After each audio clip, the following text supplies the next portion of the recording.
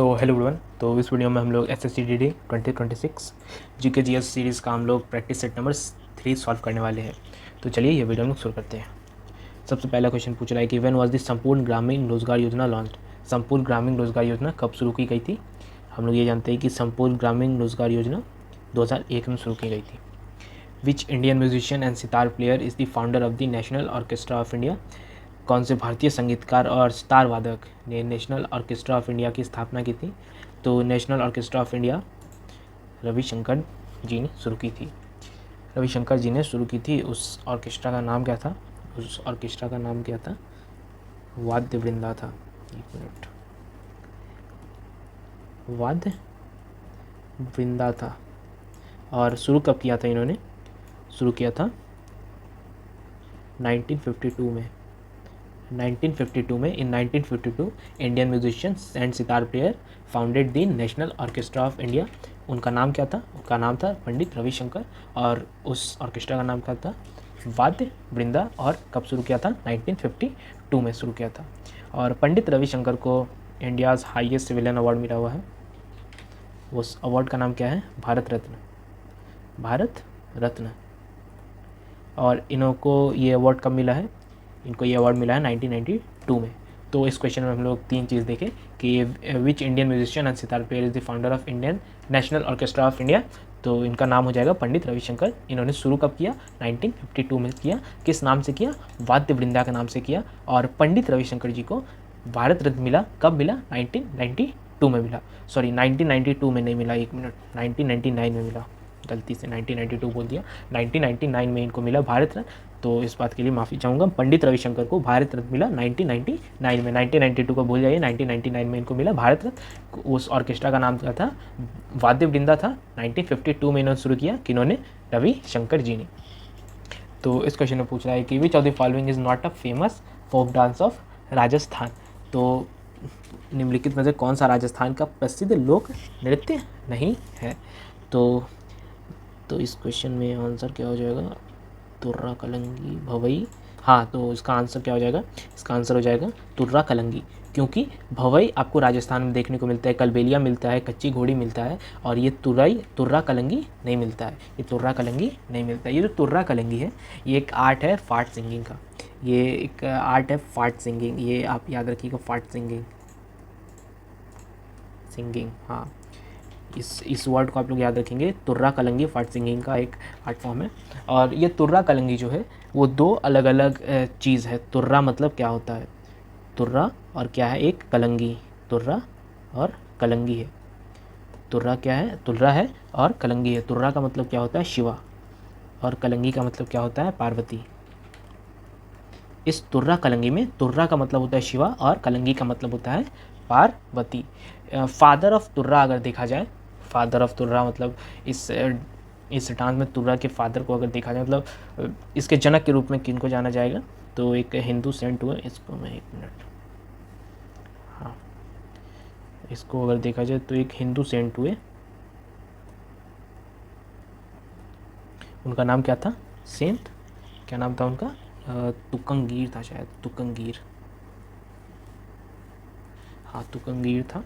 और कलंगी, इनमें क्या थे? इनके फादर अगर देखा जाए तो एक मुस्लिम सेंट हुए। क्या नाम था इनका? शाह अली था। तो इस क्वेश्चन में हम लोग 3-4 चीज़ इंपॉर्टेंट देखें कि हम लोग तो ये सबसे पहले जाने कि भवई, कलबेलिया और कच्ची घोड़ी राजस्थान के फोक डांस है। भवई, कलबेलिया और कच्ची घोड़ी अपने राजस्थान के फोक डांस है। और तुर्रा कलंगी नहीं है। तुर्रा कलंगी फाट सिंगिंग से रिलेटेड है। तुर्रा कलंगी का रिलेशन फाट सिंगिंग से हो सकता है। होता क्या है? हो सकता है मतलब होता ही है। अगर इसको, ये अलग है एक साथ, और ये, हाँ। और तुर्रा का मतलब क्या होता है? तुर्रा का मतलब होता है शिवा। कलंगी का मतलब होता है पार्वती। तुर्रा के फादर को अगर देखा जाए, फादर ऑफ तुर्रा अगर देखा जाए तो तुकंगीर हो गया। और ये कलंगी के फादर में शाह अली हो गए।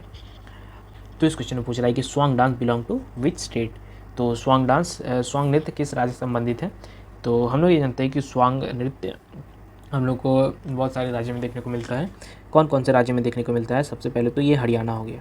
हरियाणा, जो ऑप्शन नंबर ए हरियाणा, इसका सही आंसर हो जाएगा हरियाणा। हरियाणा में हम लोग को स्वांग नृत्य देखने को मिलता है। और दूसरा अपना राजस्थान हो गया।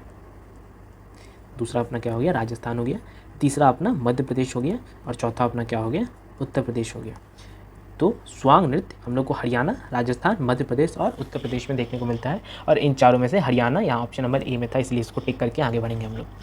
इस क्वेश्चन में पूछ रहे हैं कि which one of the following directive principle was inserted by the constitution 42nd amendment act 1976। तो ये पूछ रहा है कि 42nd अमेंडमेंट एक्ट 1976 में कितने, मतलब इन चारों में से कौन सा डायरेक्टिव प्रिंसिपल इंसर्ट किया गया था।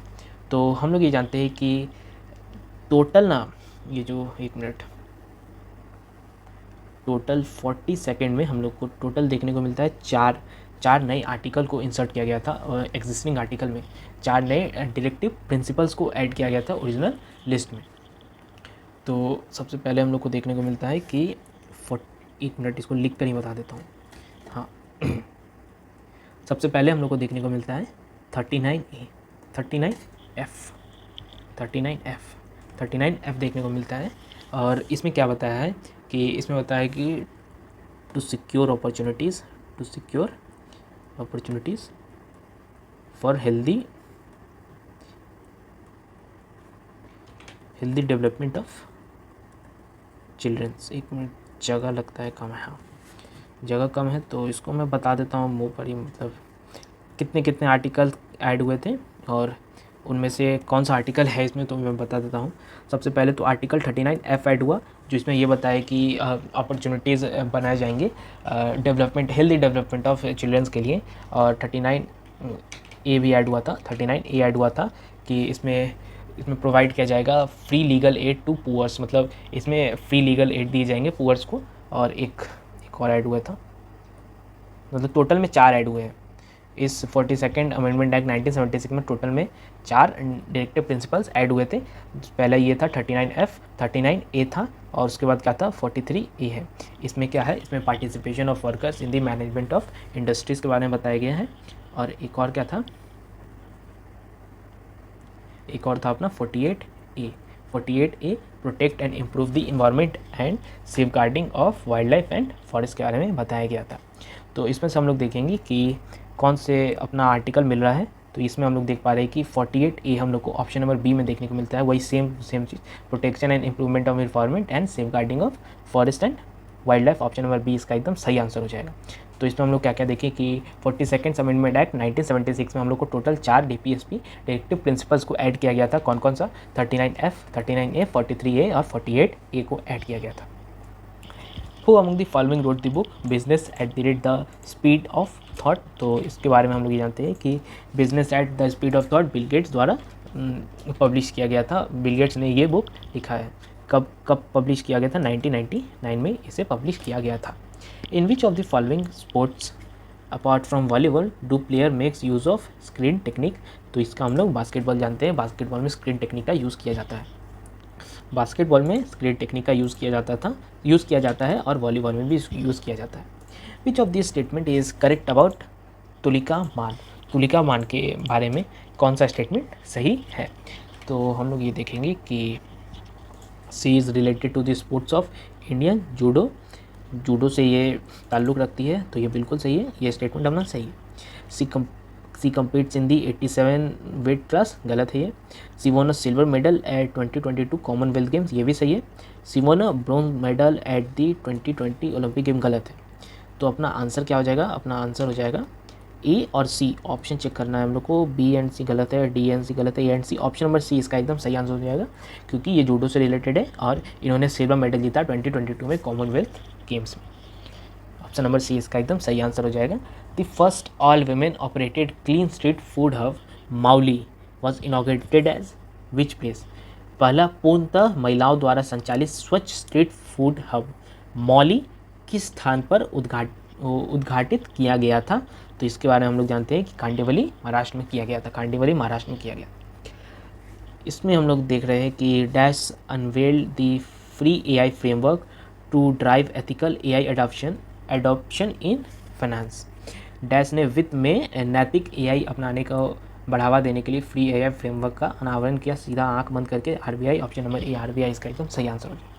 What is the theme for world bamboo day 2025 में विश्व बांस दिवस का विषय क्या था, क्या है? तो मतलब 2025 तो बीत गया, तो क्या था होना चाहिए यहाँ पर, था होना चाहिए, विच वॉज होना चाहिए यहाँ पर। तो what was the theme for world bamboo day 2025?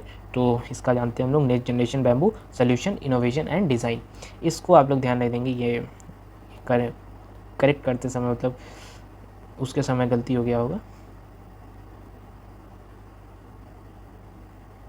ये एक्चुअल मतलब थीम थोड़ी बदल जाएगा। हाँ, तो ऑप्शन नंबर सी इसका एकदम सही आंसर हो जाएगा, option number C. Option number C इसका एकदम सही आंसर हो जाएगा। तो चलिए, इस क्वेश्चन में बोल रहा है कि द 27th एडिशन ऑफ सरस आजीविका मेला theme making of Lakhpati didis will be held in which city? तो ये नई दिल्ली में हो जाएगा। इसमें टोटल 400 महिलाओं ने शामिल हुआ था, इन्होंने टोटल 400 महिलाओं ने इसमें हिस्सा लिया था। Which Indian state was the first to introduce a formal sabbatical leave scheme? तो इससे पूछ रहा है कि कौन सा भारतीय राज्य औपचारिक सबेटिकल अवकाश योजना शुरू करने वाला पहला राज्य था? तो इसमें हम लोग जानते हैं कि सिक्किम था। इसमें आप लोग टोटल 365 से लेकर 1080 दिन का लीव ले सकते हैं, और इसमें आपको 50% आपका सैलरी मिलता है। इसमें आपको टोटल 50% आपका सैलरी मिलता है। इसमें आपको लेकर 365 से लेकर 1080 दिन तक आप 1080 दिन तक आप अवकाश ले सकते हैं। और इसमें अगर आप मान लीजिए ग्रुप डी के अगर स्टाफ है, तो इसमें अगर आपको सीनियर से आपको परमिशन मिले तब आप जाकर ये अवकाश ले सकते हैं। और ये आपको टेम्परेरी स्टाफ के लिए भी ये लीव आपको मतलब ये प्रोवाइड किया गया है, जो सबसे पहले सिक्किम में बनाया गया है, सिक्किम में इम्प्लीमेंट किया गया है। तो इस क्वेश्चन में पूछ रहा है कि what does hope stand for in the context of new space station इन लद्दाख? लद्दाख में नए अंतरिक्ष स्टेशन के संदर्भ में होप का पूर्ण स्वरूप क्या है? तो होप का फुल फॉर्म पूछ रहा है, तो होप का क्या था? होप का था शायद Himalayan output for planetary exploration. Option number 20 का एकदम सही आंसर। इसमें अगर हम एक मिनट अगर देखें तो इन्फॉर्मेशन देना भूल गया मैं। इन्फॉर्मेशन ये है कि इसको कब इम्प्लीमेंट किया गया है, तो ये भी इन्फॉर्मेशन सही है। तो अगस्त 2023 में किया गया था, जस्ट अभी याद आया, अगस्त 2023 में इसको इम्प्लीमेंट किया गया था सबसे पहले सिक्किम में। इसका आंसर क्या हो गया? होप का मतलब क्या होता है? जो नया स्पेस स्टेशन है लद्दाख में, Himalayan outpost for planetary exploration. Who has been awarded the 2025 Nobel peace prize for championing democracy and peaceful resistance in Venezuela? तो ये इसके आंसर क्या हो जाएगा? इसका आंसर हो जाएगा मारिया कुरियाना मजदियो, जो वेनेजुएला के अपोजिंग लीडर है। अपोजिंग क्या है? लीडर है। इस क्वेश्चन में पूछ रहा है कि who is the author of the newly release book in praise of coalition politics and other essays on Indian democracy? तो ये हाल ही में जारी की गई पुस्तक in presence of coalition politics and other essays on Indian democracy के लेखक कौन है? तो इस बुक का लेखक के बारे में पूछ रहा है। तो इस बुक के लेखक कौन है? मनोज कुमार झा, मनोज के झा इसके ऑथर है, और ये राज्यसभा के एमपी है। और ये क्या है? राज्यसभा के एमपी है। इस बात का आप लोग ध्यान रखेंगे। उनके बुक का नाम क्या है? In praise of coalition politics and other essays on Indian democracy. इनका नाम क्या है ऑथर का? मनोज कुमार झा, राज्यसभा के एमपी है। ये राज्यसभा के क्या थे? एमपी है। Who scored the highest run for India in ICC women's world cup 2025 final? तो ये पूछ रहा है कि आईसीसी वुमेन्स वर्ल्ड कप 2025 के फाइनल में किसने सबसे ज़्यादा रन मारा? तो इसके बारे में हम लोग जानते हैं कि शिफाली वर्मा ने सबसे ज़्यादा रन मारा था। कितना रन मारा था? 87 रन मारे थे। कितने बॉल्स में? 78 बॉल्स में। इस क्वेश्चन में पूछ रहा है कि from which class will artificial intelligence will be introduce in all Indian schools as per the new announcement by the ministry of education? Class 3 हो जाएगा। The National Council for Educational Research and Training (NCERT) has signed an MOU with which institution to strengthen educational research, development and technology integration? ये बहुत famous हुआ था, IIT Madras. इसका सही answer हो जाए। Which celebrity has been officially named the Fit India icon during the inaugural ceremony of Fit India Movement in New Delhi? नई दिल्ली में फिट इंडिया मूवमेंट के उद्घाटन समारोह के दौरान किस सेलिब्रिटी को आधिकारिक रूप से फिट इंडिया आइकन नामित किया गया था? नामित किया गया है, तो इसको आयुष्मान खुराना इसका सही आंसर हो जाएंगे। तो चलिए आज के लिए हम लोग इतना ही रखते हैं। उम्मीद है कि आप लोगों को वीडियो पसंद आया होगा, और अगर पसंद आया तो लाइक करिए और हमारे चैनल को सब्सक्राइब करिए। और अगर आपके भी कोई मन में अगर कोई भी अगर डाउट है तो आप लोग हमें कमेंट करिए, हम उसका रिप्लाई करने का पूरा प्रयास करेंगे। और उम्मीद है कि आप लोग को आगे आने वाले वीडियोज़ भी पसंद आएंगे। तब तक के लिए धन्यवाद।